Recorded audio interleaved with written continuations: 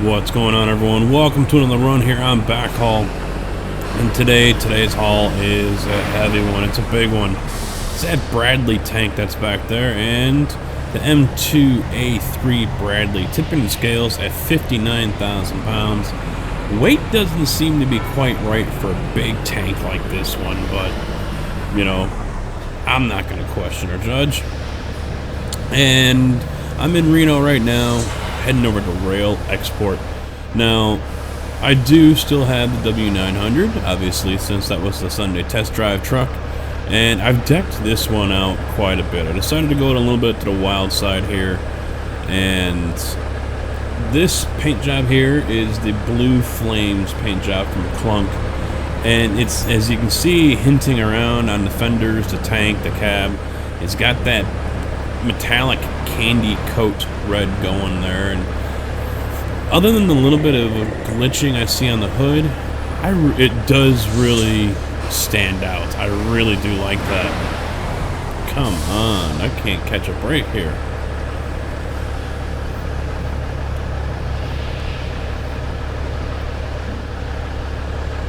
Now, a lot of these options do come with the truck. The beacon I will have to check on. I think that is something additional. I do have a beacons pack installed here, and that could be the beacon on the roof there could be from that. I will double check my mods list to see if it's in there. Finally able to pull out of here.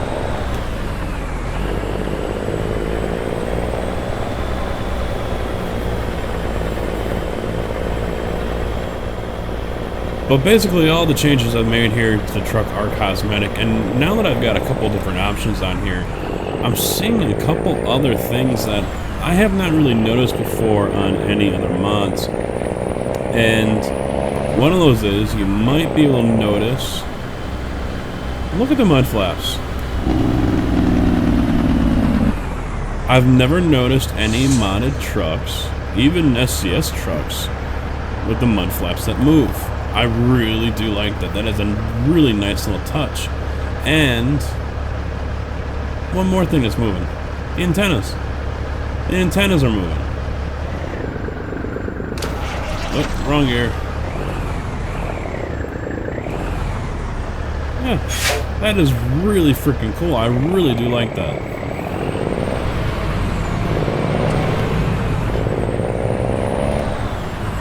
Now, one small gripe I have with this version of the truck here, and I'm going to demonstrate if I push the right button. There we go. Watch that pusher axle. It's now glitching through the fender. Now, there is a normal fender that you can get that covers this thing up, but if you pick any other fenders for your rear wheels, it's going to cover this wheel as well. So keep that in mind when you are picking out your chassis. Chances are you're going to want to leave that axle down. It does it for the steer axle. It does it for the pusher axle like this one here. So, you know, it's going to happen either way.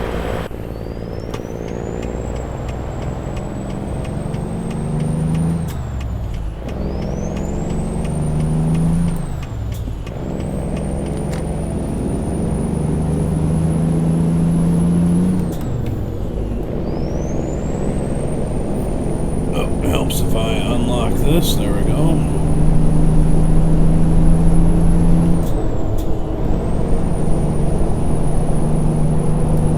But still, this is a really nice truck, and as I was just mentioning with the antennas and the mud flaps, that is a detail I have not really noticed anywhere else with anyone else's truck.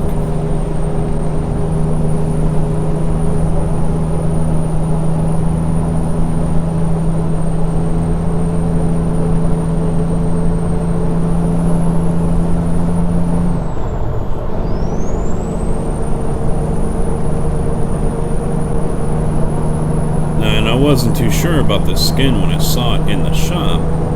You know, I could see the candy apple base paint, if you will, or metallic chameleon paint, or however you want to call it, showing up in the photo. But And in the photo in the workshop, he uses the sleeper, and obviously I've got the day cab here.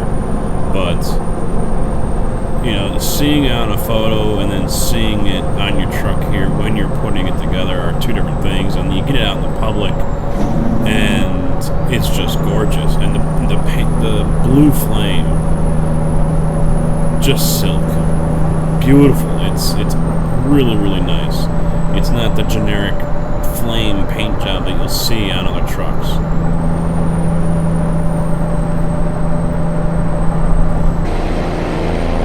Yeah, really, really, really nice job on the flames here.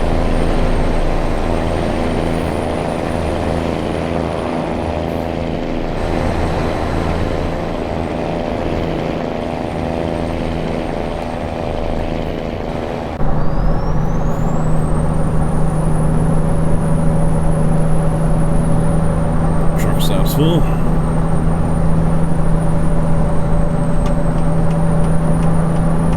Going on, so I might as well go back over. So the Pinga edit here, I haven't heard too much more about the 1.61, so if you guys are interested in that, go ahead and head on over to Pinga's Facebook group. I will put that in the description as well, so if you guys are not part of his group, go ahead and check that out. Lots of nice little mods over there that he has, free for people to download. He does some great work with a lot of different stuff, and I've seen some hints of another trailer that he's currently working on, which is a covered wagon. And it's a question that I put out there last week, if anyone has seen any covered wagons, because I haven't. And so if there are any out there, they're private. And lo and behold, what does he do? He comes out with a teaser photo of a covered wagon. And a covered wagon is a flatbed with pretty much wood panels. They're about 3 or 4 feet tall. And then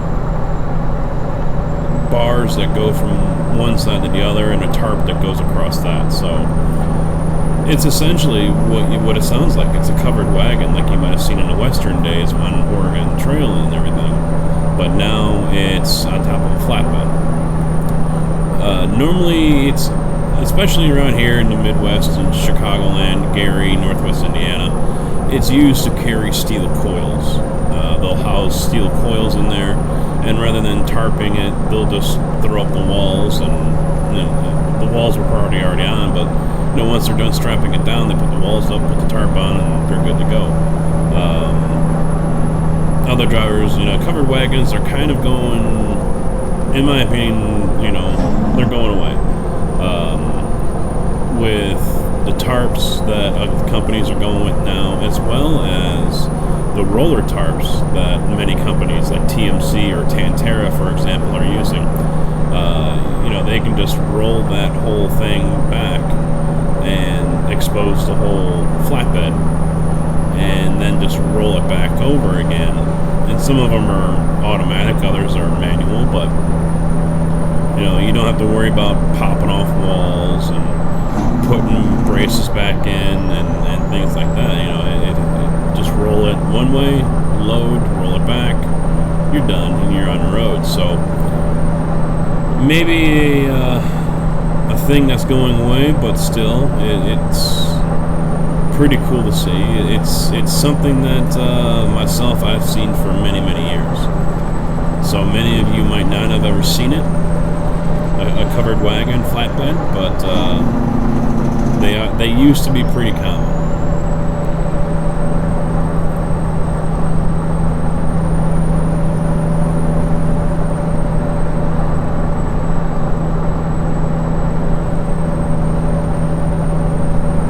But with this W900 though, like I've said in the first video, I'm not a huge Kenworth fan, but as nice as this truck looks on the inside, and I know this is SCS, but I've got the green dials going, and the work that Pinga has put in on this truck is also nice with the amount of options and customization that you can do to it.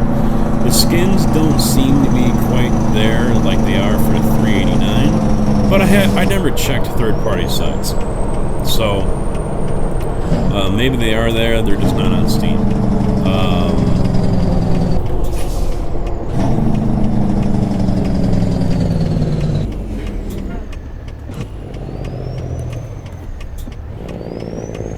I was worried I was going to have to stop, but luckily I don't. But, you know, I'm sure there are plenty of skins out there to choose from. The one thing I've noticed on the Steam Workshop is the amount of football skins. And they're mainly centered around the W900, so if you're a fan of football, you're probably going to have your team there for you to choose, which is pretty cool. Football season's coming up here. You know, a training camp for many teams have already started. Preseason, I believe, is kicked off. I thought I saw a commercial just the other day, so that means if football season's here, that means the leaves will be turning here soon, and the kids are going back to school, and it's that time of the year. Enjoy your summer while you can, ladies and gentlemen.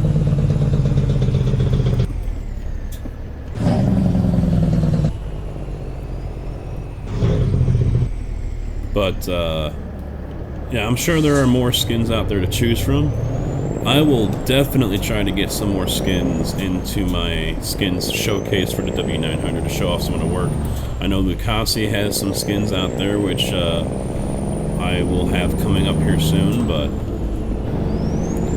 one other little side note with this Pinga 900 here, and when I park, I'll be more descriptive about it, but one little thing I noticed is that it doesn't, when you change your cab configuration, so obviously on this one I had a sleeper on here and then I went to the day cab. The lights didn't change. They didn't disappear.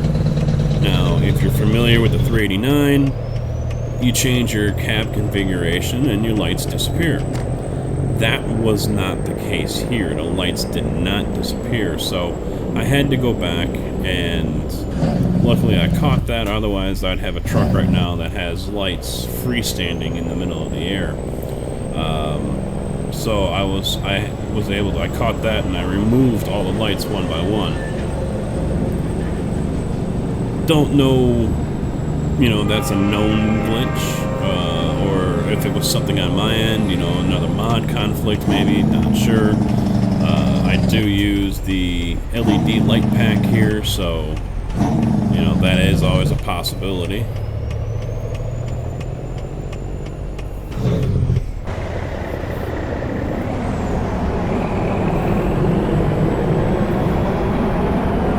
Pull nice and wide.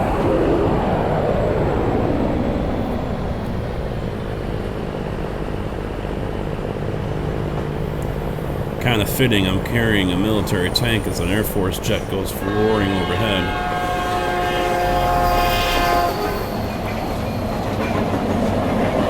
And of course it's not going to give me the parking space here, so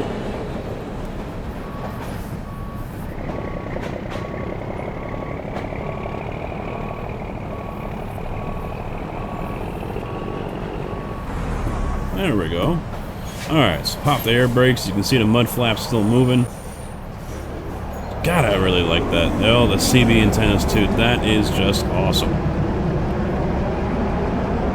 Adds a little bit more realism to it. It really does. I love that. So, as I was saying, the damn train. Right along the top of the frame there would have been lights. That's where the sleeper was. There were cab lights still there.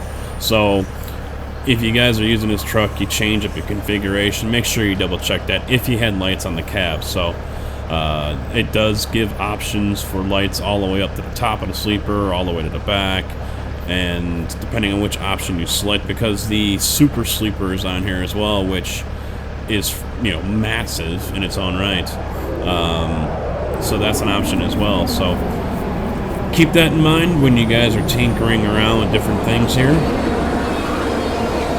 But that is going to be it for now, guys. I appreciate you watching. Hopefully you like this one, and don't forget, ATSMP live stream tonight with my convoy crew, 7 o'clock Central. So hopefully I'll see you guys there.